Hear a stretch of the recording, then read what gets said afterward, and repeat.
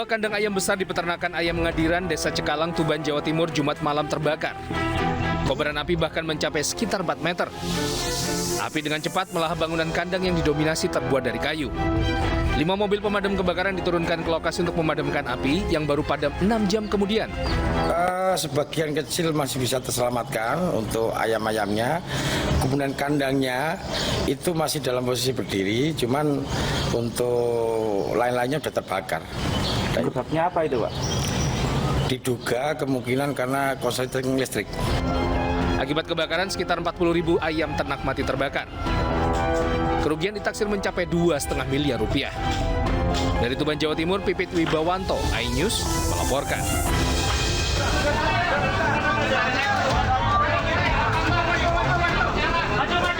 Kobaran api menghanguskan rumah berlantai 2 di Jalan Langgar, Kecamatan Makassar, Jakarta Timur, Jumat malam.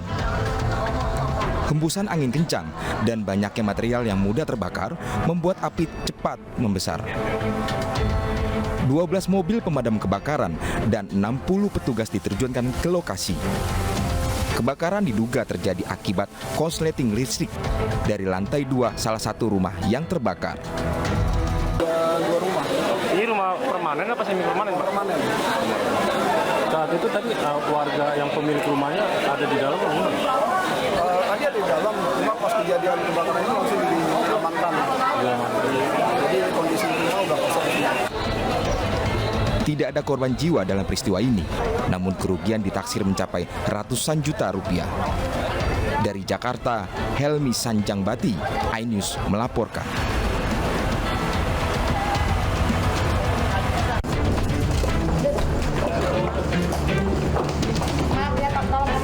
Roy Suryo jatuh sakit setelah diperiksa sebagai tersangka dalam kasus meme stupa Candi Borobudur di Polda Metro Jaya. Menurut kuasa hukum, mantan Menteri Pemuda dan Olahraga kelelahan setelah diperiksa selama 12 jam. Bapak sakit apa? No. Mungkin ini dia. Kita nggak bisa kelelahan ya. Sebelumnya, penyidik Polda Metro Jaya menetapkan mantan Menpora Roy Suryo sebagai tersangka kasus meme stupa Candi Borobudur mirip wajah Presiden Joko Widodo. Dalam kasus ini, Roy dilaporkan 2 orang atas dugaan penistaan agama dan ujaran kebencian. Kemudian tentunya penyidik dari Subdit Cyber ini telah mengeluarkan surat perintah penyidikan dengan nomor 2857 sehingga kasus ini dinaikkan ke tahap penyidikan. Roy sempat mendatangi Lembaga Perlindungan Saksi dan Korban atau LPSK karena mengaku mendapat teror. Bahkan LPSK juga merekomendasikan penundaan penyidikan Roy Suryo, namun ditolak polisi. Dalam kasus meme stupa Borobudur berwajah Jokowi tersebut, Roy Suryo menyatakan ada 3 akun pertama yang menyebarkan meme itu. Namun, polisi mengatakan unggahan Roy Suryo yang kemudian menjadi viral dan dilaporkan oleh pelapor. Tim Liputan iNews melaporkan.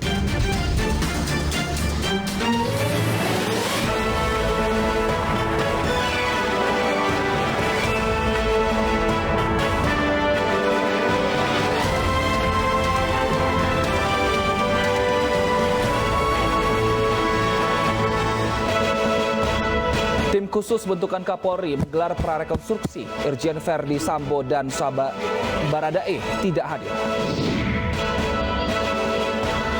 Artis Nikita Mirzani tidak jadi ditahan polisi. Salah satu pertimbangan karena masalah kemanusiaan.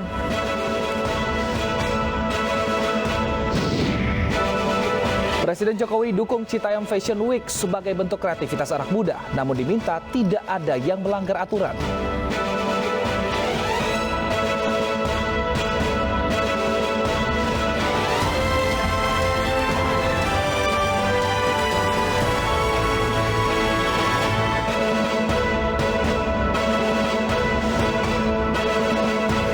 Selamat sore pemirsa, demikian tadi berita pilihan iNews Sore bersama saya Syafaati Suryo. Dan saya Wilson Purba. Kita awali iNews Sore dari informasi artis Nikita Mirzani tidak jadi ditahan polisi. Salah satu pertimbangan karena masalah kemanusiaan.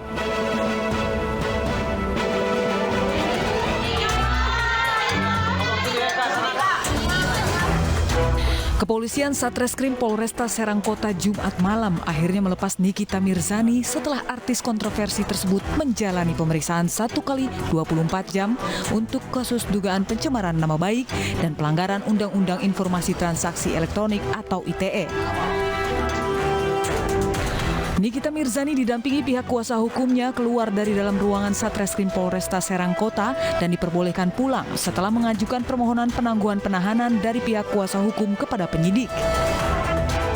Dengan alasan kemanusiaan karena Nikita masih memiliki anak balita yang perlu didampingi seorang ibu, polisi mengabulkan permohonan kuasa hukum Nikita Mirzani untuk tidak ditahan, namun demikian Nikita Mirzani diwajibkan lapor. Memberikan hak, satu yang harus dilawan, memberikan hak kepada Niki sebagai orang yang diperiksa. Apa sih yang menjadi permasalahan kamu Niki sehingga kamu memposting itu semua sama Niki sudah dijelaskan. Dan itulah yang menjadi pertimbangan penyidik. Dan itu menjadi pertimbangan Bapak ya sehingga pada malam hari Niki, kamu pulang, kamu berkumpul dengan anak-anak kita. Silakan pulang, berkumpul sama. Penyidik tetap mempunyai kewajiban menuntaskan perkara hingga memberikan kepastian hukum. Namun demikian, konteksnya sesuai dengan SOP dari penyidikan terhadap status tersangka, maka kami menyampaikan kepada tersangka Ibu NM untuk mengikuti wajib lapor secara rutin kepada penyidik. Meski terhadap tersangka Ibu NM tidak dilakukan penahanan, namun penyidik tetap mempunyai kewajiban untuk bisa menuntaskan, sekali lagi untuk bisa menuntaskan perkara ini hingga dapat memberikan kepastian hukum. Nikita Mirzani meninggalkan Mapolresta Serang Kota dengan kendaraan pribadi miliknya. Dari Serang, Banten, Mahesa Apriandi, iNews melaporkan.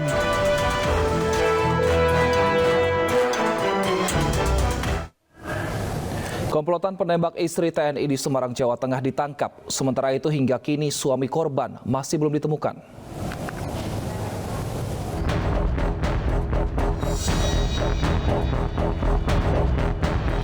Polisi berhasil menangkap 4 orang yang terlibat dalam penembakan istri anggota TNI di Semarang, Jawa Tengah. Eksekutor ditangkap di perbatasan Semarang dan Demak. Selain menangkap komplotan penembak, penyedia senjata api juga ditangkap. Polisi juga mengamankan senjata dan amunisi yang digunakan pelaku. Sementara itu, suami korban Kopral 2 Muslimin masih belum ditemukan. Status suami korban hingga kini dinyatakan tidak hadir tanpa izin. Panglima TNI Jenderal Andika Perkasa pun meminta agar kasus ini diusut tuntas. Tapi juga dari elektronik dan semuanya mengarah ke sana. Jadi itulah yang kami dapatkan sejauh ini. Hanya sekarang kan suami korban ini at large atau lari, dan ini sedang kita cari, tetapi kita tidak akan berhenti. Kita sudah memiliki saksi-saksi, termasuk saksi yang memang memiliki hubungan khusus asmara dengan suami korban ini. Selain itu, polisi juga telah mengamankan 2 sepeda motor yang digunakan ke-4 pelaku saat beraksi. Keduanya ditemukan di sebuah rumah di Semarang dan Demak. Sebelumnya, penembakan terjadi di depan rumah korban oleh orang tak dikenal pada Senin 18 Juni lalu. Korban merupakan istri Kopral Muslimin anggota TNI Satuan Arhanud Semarang. Hingga kini korban masih dirawat di rumah sakit. Tim Liputan iNews melaporkan. Kepolisian Resor Kepahiang Bengkulu membongkar sindikat peredaran uang palsu yang telah mengedarkan uang palsu di sejumlah provinsi di Sulawesi, Kalimantan, dan Sumatera. Polisi menyita uang palsu pecahan Rp100.000 senilai Rp36 juta. Berikut alat cetak dari 3 pelaku yang diringkus.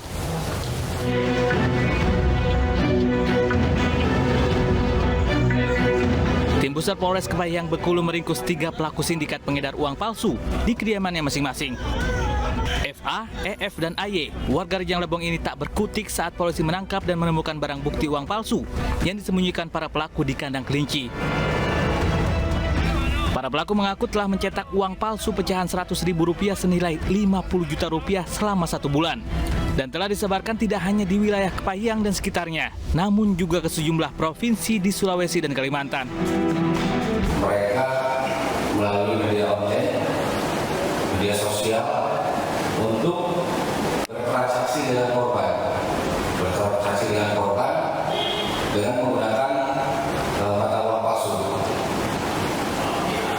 yaitu di mana korban merasa tidak puas dan melaporkan ke Polres Kepahyang. Adapun tindakan yang kami lakukan itu dengan melakukan penangkapan terhadap tersangka. Selain uang palsu yang belum sempat diedarkan, polisi juga menyita alat cetak yang digunakan para pelaku. Akibat perbuatannya, para pelaku dijerat dengan pasal tentang mata uang dengan ancaman 15 tahun penjara. Pemirsa, polisi menggelar prarekonstruksi kasus kematian Brigadir Joshua di rumah Irjen Verdi Sambo di Kompleks Polri Duren 3, Jakarta Selatan. Prarekonstruksi dilakukan tanpa kehadiran Irjen Verdi Sambo maupun Baradae.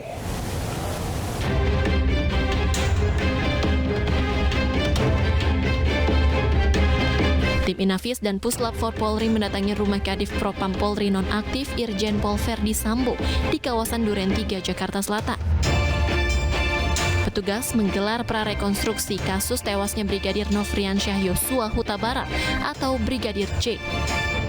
Kegiatan ini dilakukan untuk mereka ulang adegan kasus penembakan.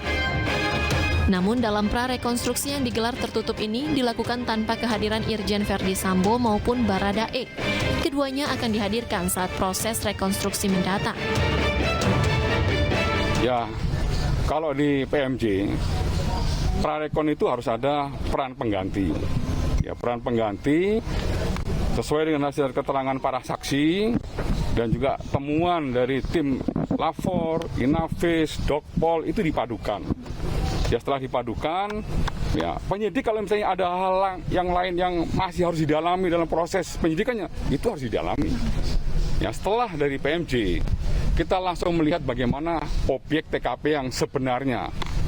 Nah, itu yang akan dilaksanakan pada sore hari ini. Ya, oke. Terus kemudian kan, bentar dulu. Nanti prarekon nanti saat teknis nanti biar Pak Dir ya. Saya perlu meluruskan juga.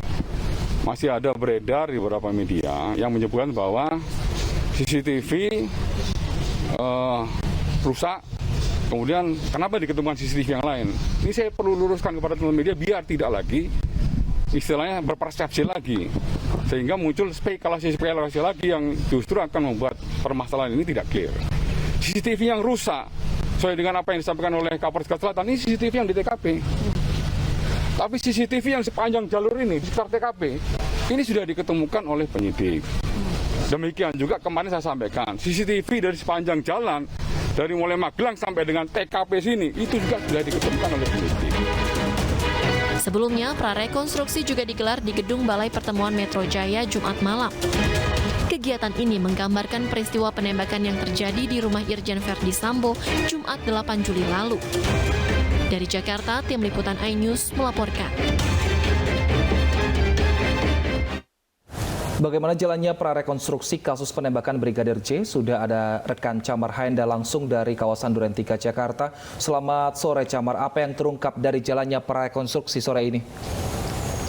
Baik, selamat sore Wilson, Syafa, dan juga pemirsa. Saat ini proses dari prarekonstruksi dari penembakan kasus penembakan Brigadir J oleh Baradae masih terus berlangsung, di mana ini dilakukan di Kompleks Polri di kawasan Duren 3, Jakarta Selatan. Tadi pihak dari Kadif Humas Polri juga sudah menyampaikan bahwasanya prarekonstruksi ini adalah merupakan lanjutan dari prarekonstruksi yang sudah dilakukan di Balai Pertemuan Polda Metro Jaya. Adapun untuk pemeriksaan dan juga penyidikan pada hari ini merupakan lanjutan dari laporan dari Polres Jakarta Selatan yang saat ini sudah dilimpahkan ke Polda Metro Jaya. Informasi yang kami dapatkan tadi memang sudah dilakukan sejumlah proses prarekonstruksi yang mana ini melibatkan sejumlah penyidik yang berperan sesuai dengan keterangan-keterangan yang sudah didapatkan dari saksi-saksi. Dan nantinya saksi-saksi akan dihadirkan pada proses rekonstruksi yang direncanakan. Ini bisa saja dilakukan hari ini, namun kami dari pihak awak media masih belum bisa berspekulasi lebih jauh, dikarenakan kami masih menunggu informasi lanjutan dari pihak kepolisian. Wilson, Syafa, dan juga pemirsa, di layar kaca Anda ini dapat dilihat kediaman dari Kadif Propam nonaktif Irjen Pol Verdi Sambo yang menjadi saksi bisu dari penembakan terhadap Brigadir J yang terjadi pada 8 Juli 2022.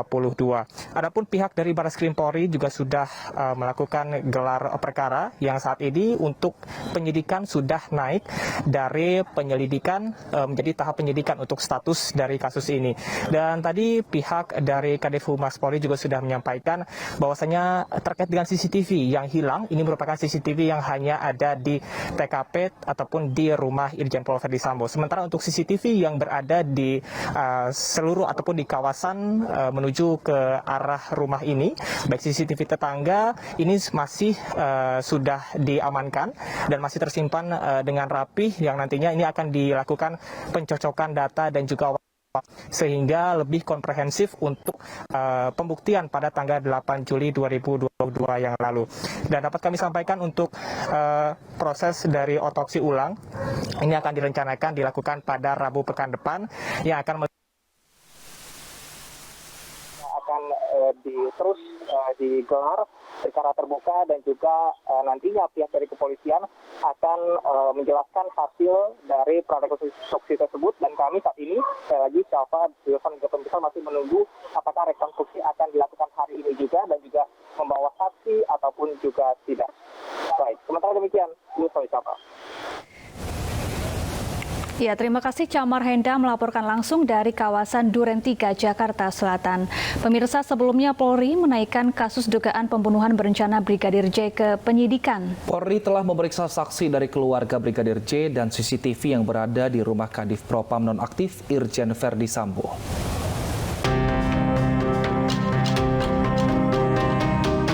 Polri menaikkan kasus laporan dugaan pembunuhan berencana dan penganiayaan yang dilaporkan tim kuasa hukum Brigadir J ke tingkat penyidikan.